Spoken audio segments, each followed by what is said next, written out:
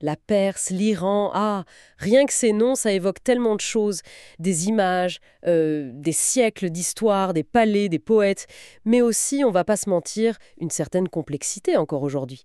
C'est exactement ça. C'est un voyage fascinant qui nous attend au cœur d'une civilisation vraiment ancienne et hyper influente. Et pour nous guider dans ce voyage, on s'appuie sur un super outil, le magazine hors série des collections de l'histoire, le numéro 42.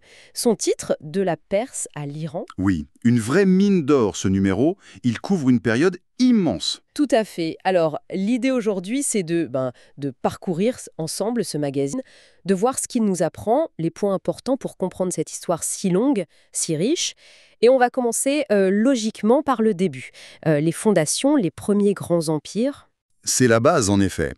D'ailleurs, l'édito du magazine le dit bien. L'histoire iranienne, elle est souvent mal connue chez nous, ou alors réduite à des clichés, quoi. C'est vrai. Or, les racines, elles sont bien plus anciennes que l'islam.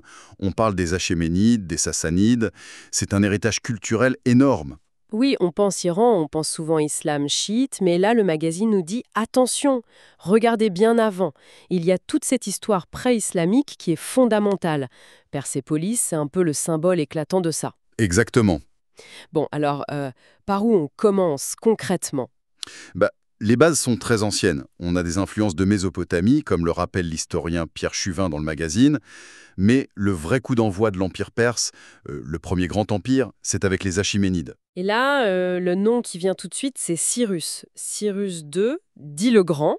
L'article de Pierre Briand, qui est vraiment une sommité sur le sujet, le présente comme le bâtisseur de cet empire vers 550 avant Jésus-Christ, c'est ça? C'est ça. Et quel empire! C'était gigantesque. Ça allait grosso modo de la Turquie actuelle jusqu'à l'Inde. Waouh! Et comment il a fait ça? C'est assez fou, non? C'est assez fulgurant, oui. D'abord, il réussit un coup de maître, il unit les Mèdes et les Perses, qui étaient deux peuples cousins, si on veut, et ensuite c'est parti pour les conquêtes. Il enchaîne. Ah oui, il bat Crésus, le roi de Lydie, celui qui était richissime, il prend Babylone, la grande Babylone, en 539. Et apparemment assez facilement, sans siège interminable. Ce qui est dingue aussi, c'est qu'on entend parler de lui dans plein de sources différentes, les Grecs bien sûr, comme Hérodote, Oui, mais aussi la Bible. C'est lui qui libère les Hébreux, c'est ça? exactement. Il est vu comme un libérateur dans la Bible. Et puis, il y a le fameux cylindre de Cyrus, cette pièce d'argile trouvée à Babylone, qui raconte un peu sa version des faits. C'est intéressant cette multiplicité de regards. Tout à fait. Et même si chaque source a son biais, l'image qui ressort, c'est celle d'un personnage exceptionnel. Un conquérant brillant, oui, mais aussi un politique assez fin pour l'époque. C'est-à-dire? Il respectait les coutumes, les religions des peuples conquis. C'était pas systématique à l'époque, loin de là. Et cette relative tolérance, c'était peut-être ça, son coup de génie pour que l'Empire tienne. Justement, tenir un territoire aussi immense, de la Grèce à l'Inde. Comment on fait? C'est la question qui tue, ça, hein? Ah, ah, ah. Oui, c'est la question clé.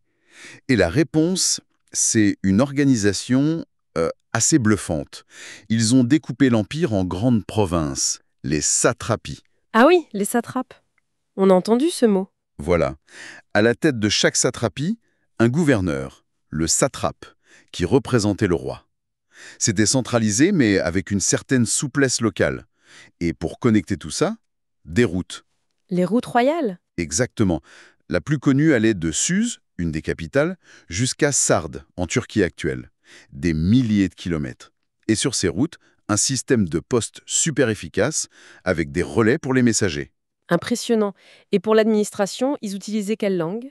Ils utilisaient beaucoup l'araméen, qui était une langue un peu véhiculaire dans la région, avec une écriture cunéiforme adaptée. On a même des preuves directes de tout ça, comme cette fameuse inscription de Darius Ier, le successeur de Cyrus, à Beistoun. C'est gravé dans la roche, non? Oui, sur une falaise. C'est un texte en 3 langues qui raconte comment Darius est arrivé au pouvoir.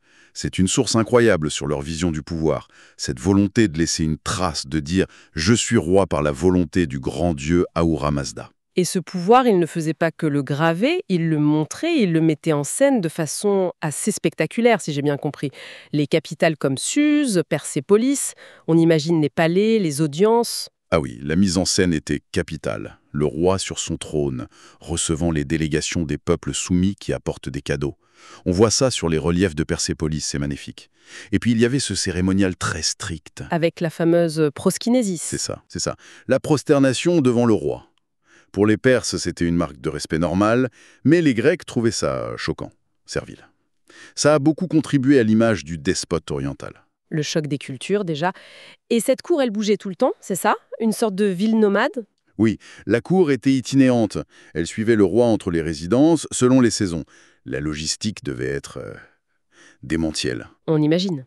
Et au cœur de cette vie de cour, il y avait les banquets. Alors là, Ah, les banquets perses, luxe et décadence. d'après les auteurs grecs, oui, l'article de Pierre Briand mentionne des chiffres, parfois un peu fous, genre 15 000 personnes nourries par jour. 15 000! C'est énorme.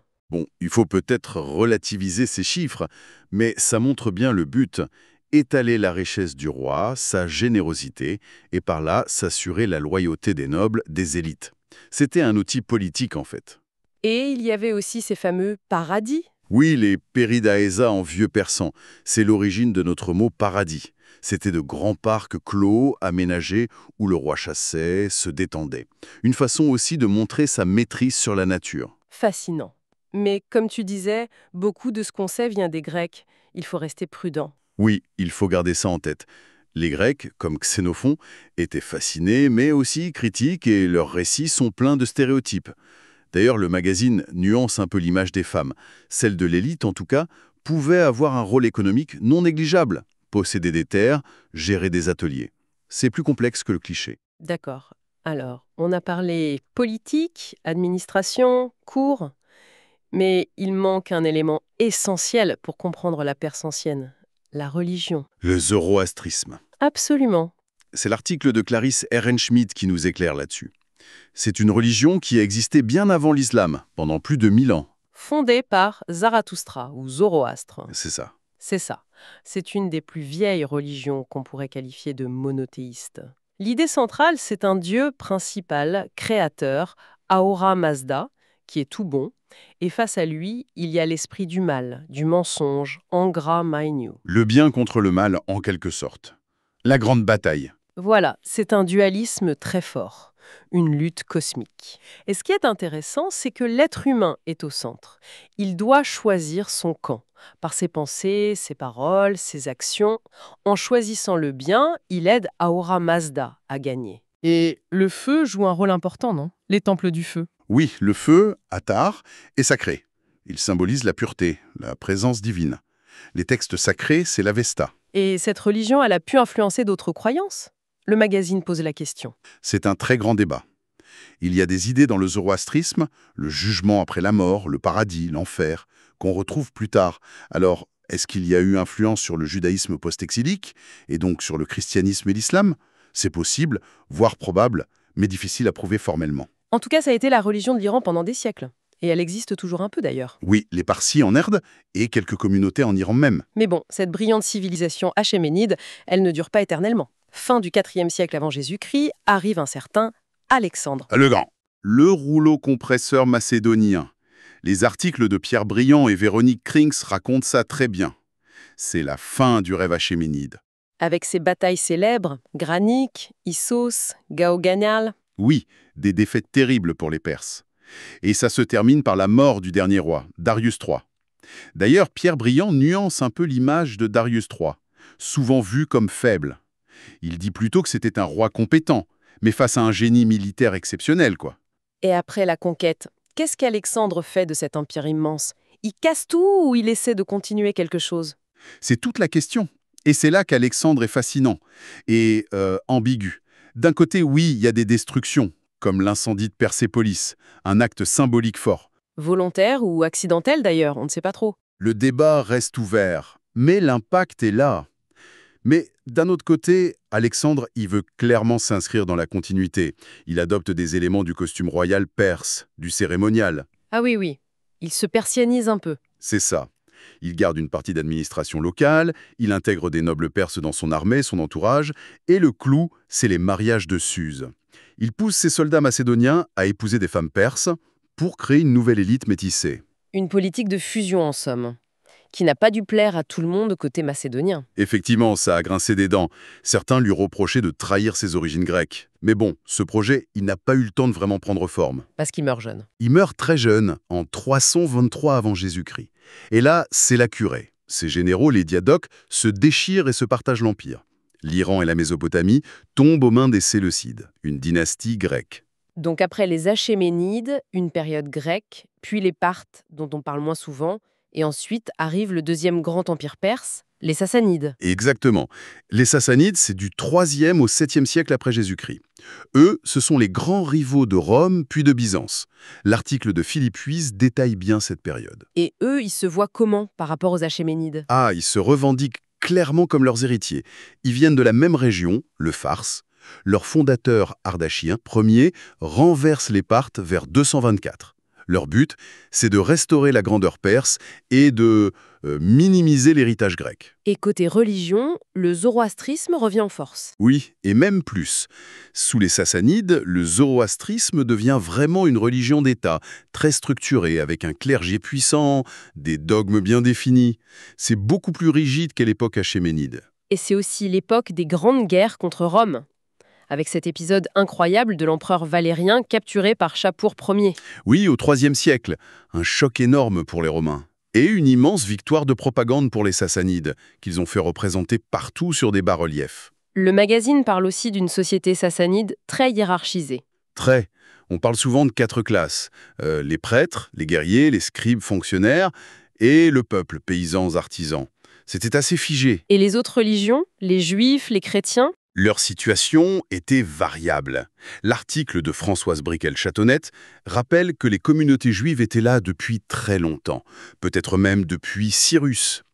Sous les Sassanides, ils avaient un statut encadré, un peu comme les dhimmis plus tard sous l'islam, parfois tolérés, parfois persécutés, surtout les chrétiens, quand Rome est devenue chrétienne et qu'on les suspectait d'être une 5e colonne. D'accord.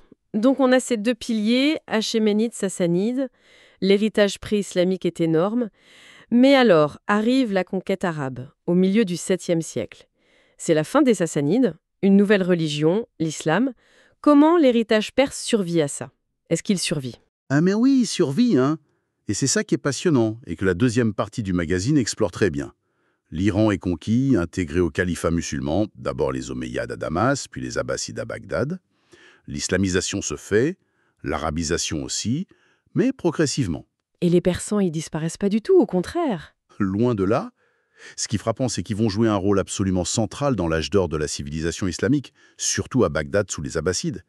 Bagdad, c'est juste à côté de l'ancien cœur de l'Empire sassanide, d'ailleurs. On trouve des Iraniens convertis partout, dans l'administration, les sciences. Absolument. Administration, mais aussi astronomie, médecine, maths, philosophie. Ils sont au premier plan.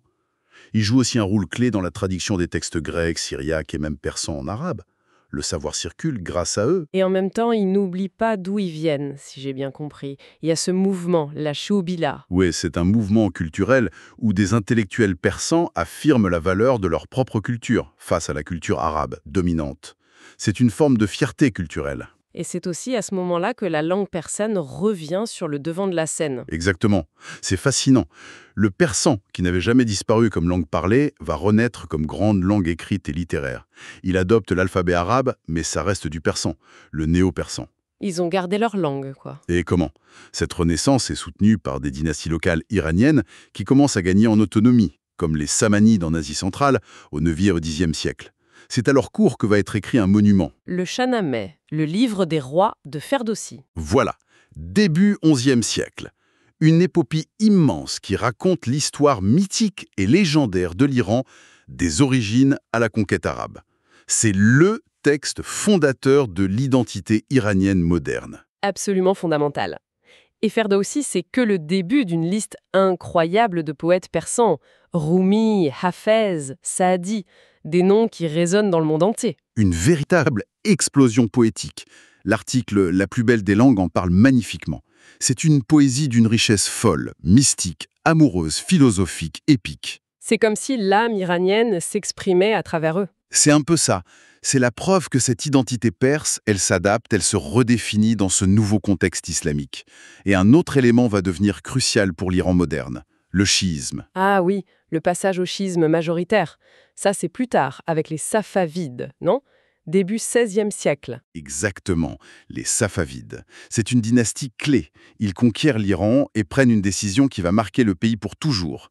Ils imposent le chiisme duodécimain comme religion d'État. C'est quoi le chiisme duodécimain? C'est la branche principale du chiisme, celle qui reconnaît 12 imams comme successeurs légitimes du prophète Mahomet après Ali. En faisant ça, les Safavides distinguent durablement l'Iran du reste du monde musulman, qui est majoritairement sunnite. Et cette période safavide, c'est aussi un nouvel âge d'or artistique, non? Surtout avec Shah Abbas Ier, Isfahan? Ah, Ispahan. Sous Shah Abbas, fin 16e, début 17e, c'est l'apogée. Il transforme la ville, elle devient l'une des plus belles du monde. L'article « La splendeur des Safavides » donne envie d'y aller. La place royale, les mosquées bleues. Oui, la place Nakhchisaron, aujourd'hui place de l'Imam, c'est immense, magnifique, bordé de palais, du bazar et de ces mosquées incroyables, comme celle du Cheikh Lutfoullah ou la mosquée royale, recouvert de céramique émaillée, avec ce bleu turquoise dominant. C'est éblouissant. Une explosion de beauté. Et une période d'ouverture aussi de commerce avec l'Europe. Oui, l'Iran safavide est une grande puissance, ouverte sur le monde, qui commerce, qui dialogue. Bon, en refermant ce magazine, on a fait un sacré voyage. Des Achéménides de Cyrus au zoroastrisme, le choc avec Alexandre, la puissance des Sassanides, puis l'intégration dans l'islam, mais avec cette renaissance culturelle persane incroyable, et enfin l'affirmation chiite et la beauté d'Ispahan. Pfiou, c'est dense. C'est incroyablement riche, oui.